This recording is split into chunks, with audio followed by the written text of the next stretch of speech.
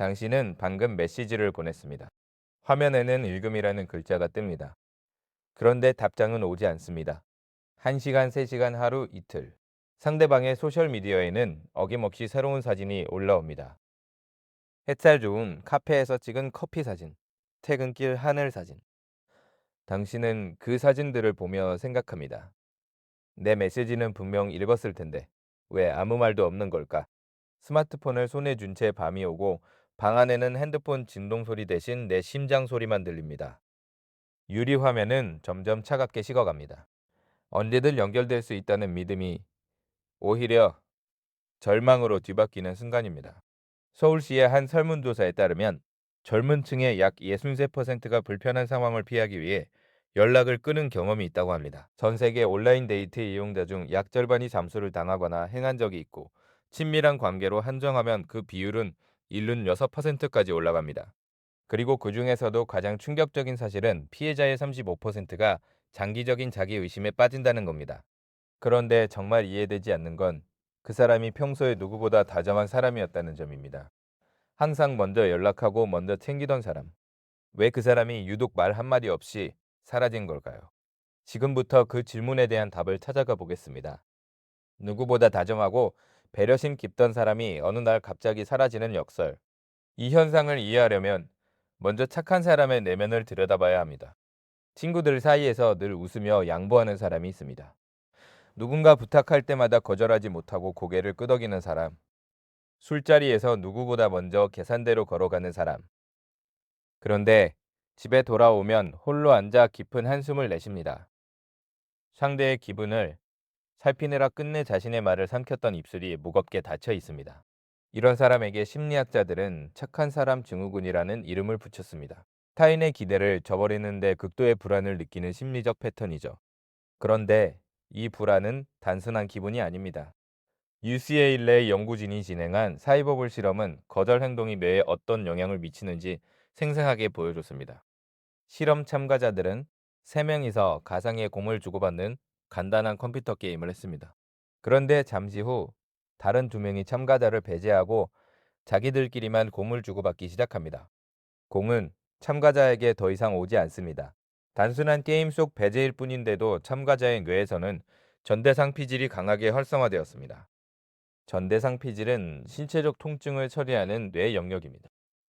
뼈가 부러졌을 때, 살갗이 찢어졌을 때 반응하는 그 부위가 타인에게 무시당할 때도 똑같이 반응한 거죠. 착한 사람은 이런 통증을 남에게 주는 걸 견딜 수 없어 하는 사람들입니다. 그래서 거절 대신 침묵을 선택합니다. 거절은 상대에게 고통을 준다는 걸 직감적으로 알기 때문입니다. 하지만 거절하지 못한 대가는 내면에 쌓입니다. 마치 이자를 내지 않고 계속 빌린 돈처럼 감정 부채가 눈덩이처럼 불어납니다. 오늘도 상대의 부탁을 들어줬고 내일도 웃으며 양보할 것입니다. 그런데 이 부채는 언젠가 반드시 상환해야 하는 겁니다. 그리고 그 상환 방식이 바로 잠수입니다. 모든 빚을 한꺼번에 청산하듯 모든 연결을 동시에 끊어버리는 거죠. 하지만 이들의 침묵이 남긴 상처는 우리 뇌의 물리적 타격과 똑같은 흔적을 새깁니다. 자, 이제 우리 뇌 안에서 실제로 어떤 일이 벌어지는지 들여다볼 차례입니다. 눈을 감고 상상해 보시겠습니까? 당신은 커다란 MIA 기계 안에 누워 있습니다. 모니터에는 가상의 공 던지기 게임이 나타납니다. 다른 2명의 플레이어와 함께 공을 주고받던 중 갑자기 그들이 당신을 제외하고 둘만 주고받기 시작합니다. 공은 더 이상 당신에게 오지 않습니다.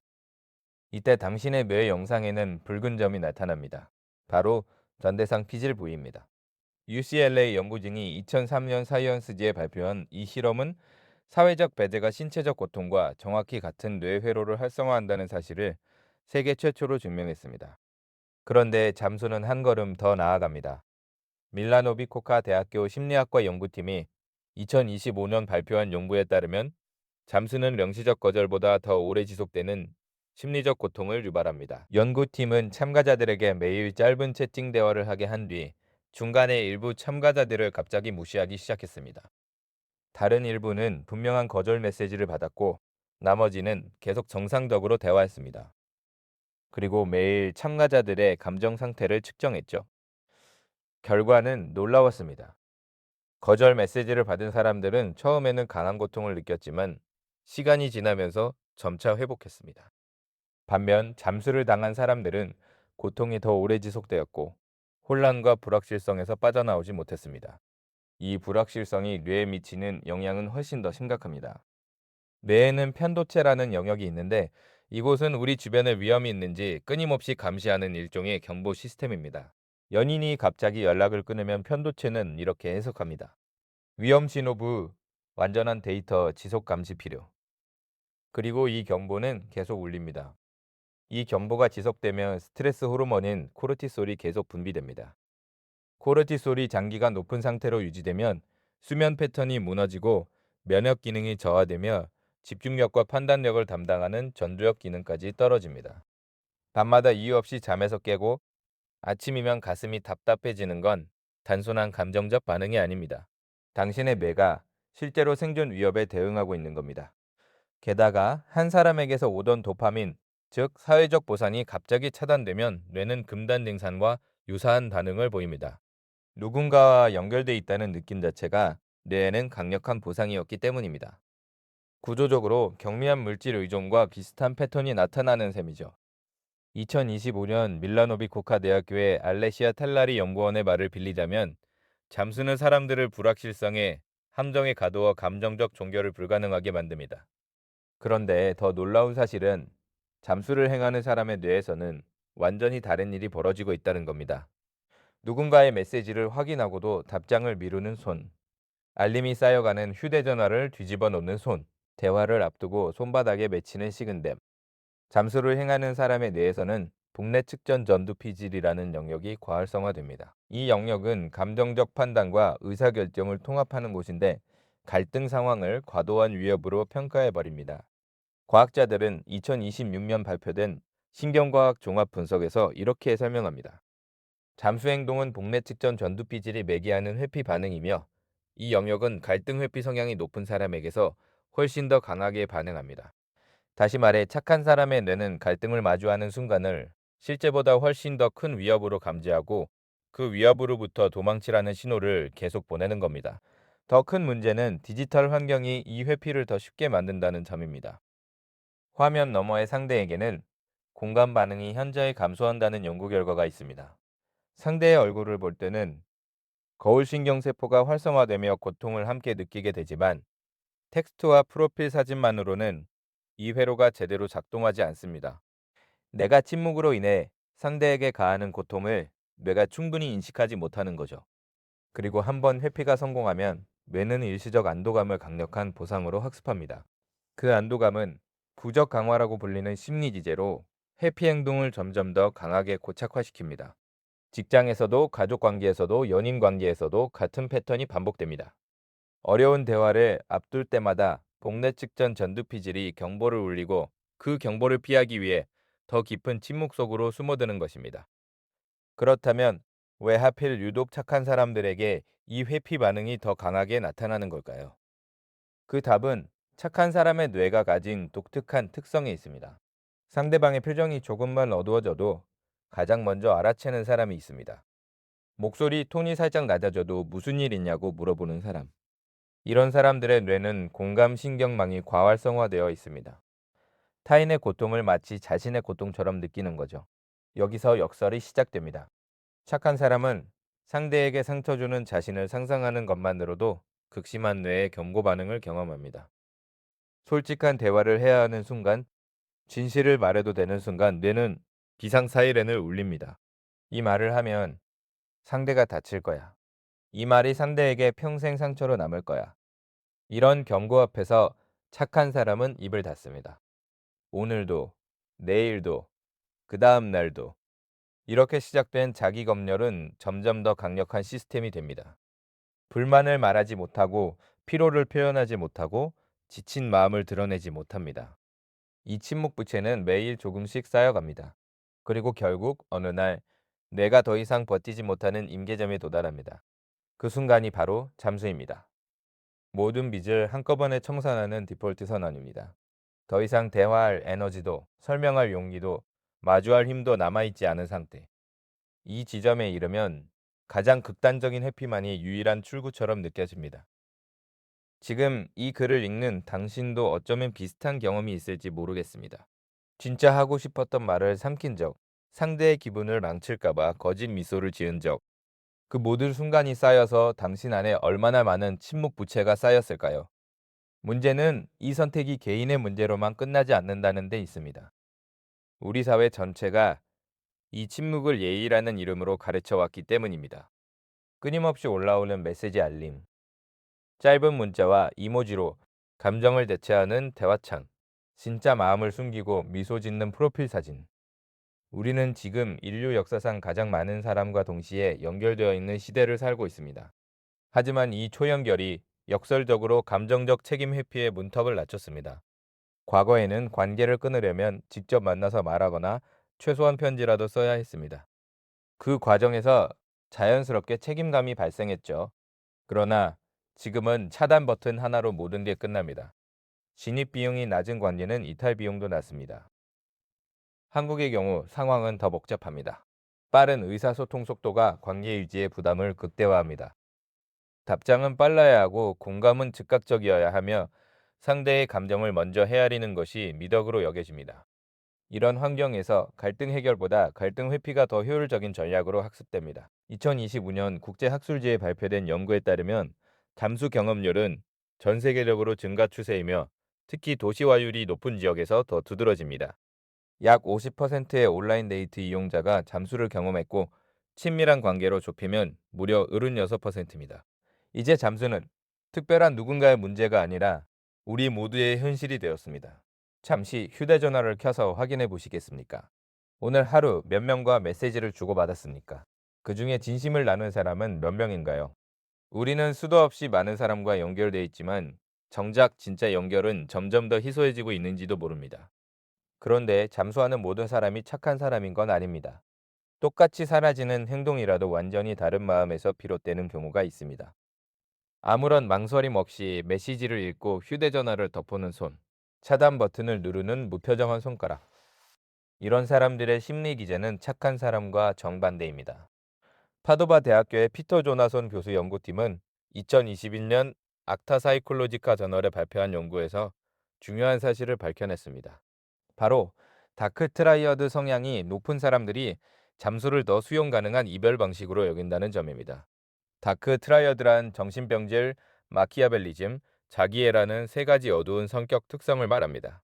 이 특성이 강한 사람들은 공감 능력이 낮고 타인의 고통을 자신의 문제로 느끼지 못합니다. 그렇기 때문에 설명 없는 침묵이 상대에게 어떤 파괴적 영향을 미치는지 전혀 인식하지 못하는 거죠. 연구 결과에서 특히 눈에 띄는 점은 자기애적 성향이 강한 남성들이 단기 관계에서 잠수를 더 정당화하는 경향이 강하게 나타났다는 겁니다. 이들에게 잠수는 감정적 과부하의 결과가 아니라 단순히 다음 기회로 넘어가는 효율적 전략에 불과합니다. 그러니까 정리하자면 이렇습니다. 착한 사람의 잠수는 공감 과잉에서 비롯됩니다. 상대의 감정을 너무 깊이 느끼기 때문에 진실을 말할 용기를 내지 못하는 거죠. 반면 다크 트라이어드 성향의 잠수는 공감 결핍에서 비롯됩니다. 애초에 상대의 감정에 관심이 없기 때문에 침묵이라는 선택이 양심의 가책 없이 가능한 겁니다. 결과는 같아 보일지 몰라도 그 내면은 정반대입니다. 한쪽은 너무 많이 느껴서 도망치고 다른 쪽은 아예 느끼지 않아서 남겨둡니다. 둘을 구분하는 가장 결정적인 지표는 바로 공감 능력입니다. 그렇다면 지금 당신이 떠올리는 그 사람은 어느 쪽일까요? 그 답을 아는 것만으로도 당신의 상처는 조금 다른 방식으로 이해될 수 있을 겁니다. 이제 시청자가 가장 궁금해야 할 질문에 답할 시간입니다. 이 상처에서 어떻게 회복할 수 있을까요? 해가 지고 방 안에 혼자 앉아 있습니다. 잠수를 당한 그날 이후로 계속 반복되는 밤입니다. 하지만 오늘은 다릅니다. 손에는 펜이 들려 있고 노트에는 한 줄의 문장이 적혀 있습니다. 잠수 회복의 첫 단계는 충격을 인식하는 것에서 시작됩니다. 두 번째 단계는 혼란을 겪는 시기로 왜라는 질문이 머릿속을 떠나지 않습니다. 세 번째 단계는 슬픔을 온전히 느끼는 과정이고 네 번째는 자기 재구성입니다. 이 단계들을 억지로 건너뛰려 하면 오히려 회복이 더뎌집니다. 전문가들이 가장 강조하는 것은 인지적 재구성입니다. 내가 무엇을 잘못했을까라는 질문을 상대가 어떤 선택을 했고 그 결과는 무엇인가라는 질문으로 바꾸는 연습입니다. 내 잘못과 상대의 선택을 분리하는 것이 핵심입니다. 잠수는 상대의 대처 방식이었을 뿐 당신의 가치에 대한 평가가 아닙니다.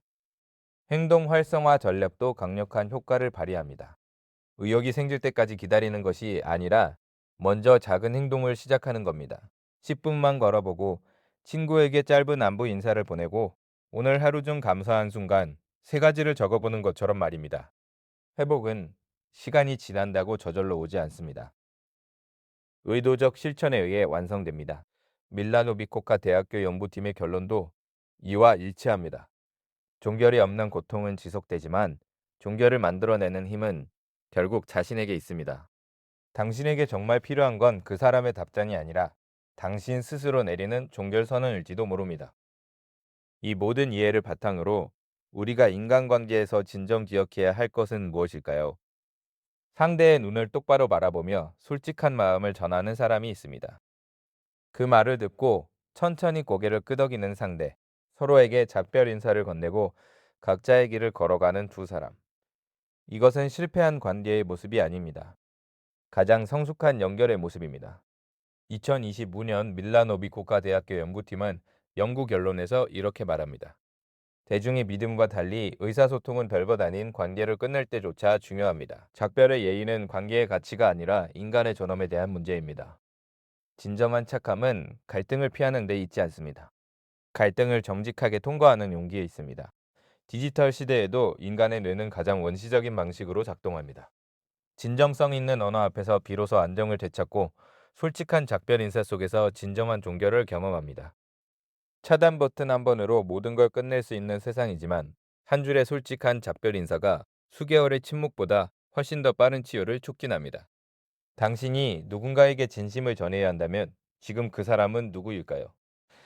그리고 어떤 말을 하고 싶습니까? 이제 마지막으로 이 모든 이야기를 관통하는 하나의 질문을 여러분께 남기며 마무리하려 합니다. 휴대전화 화면 속에는 수많은 연락처가 저장되어 있습니다. 스크롤을 천천히 올리면 수년간 연락하지 않은 이름들, 잠시 스쳐 지나간 인연들, 그리고 그동안 미뤄둔 진심들이 보입니다. 잠수에 관한 모든 과학적 발견은 결국 하나의 질문으로 수렴됩니다. 우리는 연결이 넘쳐나는 시대에 왜 점점 더 고립되어 가는 걸까요? 착한 사람의 잠수는 가해와 피해라는 단순한 이분법으로 설명할 수 없는 복합적 현상입니다. 그리고 그 현상의 이면에는 공감 과잉이라는 역설이 있습니다. 너무 많이 느껴서 도망치는 사람들의 이야기 말입니다. 하지만 과학은 반복해서 확인해 줍니다. 뇌는 솔직한 작별 인사를 통해 종교를 얻을 때 가장 빠르게 회복된다는 사실을 말이죠. 선택은 결국 우리 각자의 몫입니다. 계속 침묵 속에 숨을 것인가, 아니면 불편할지라도 진실을 선택할 것인가. 연결은 넘쳐나지만 정작 진짜 연결은 희소한 시대. 그 속에서 당신은 어떤 연결을 선택하시겠습니까? 당신의 손에는 지금 휴대전화가 들려 있습니다. 깊은 숨을 한번 들이쉬고 내쉽니다. 그리고 용기를 내어 미뤄두었던 그 이름을 찾아 전화 걸기 버튼을 누릅니다.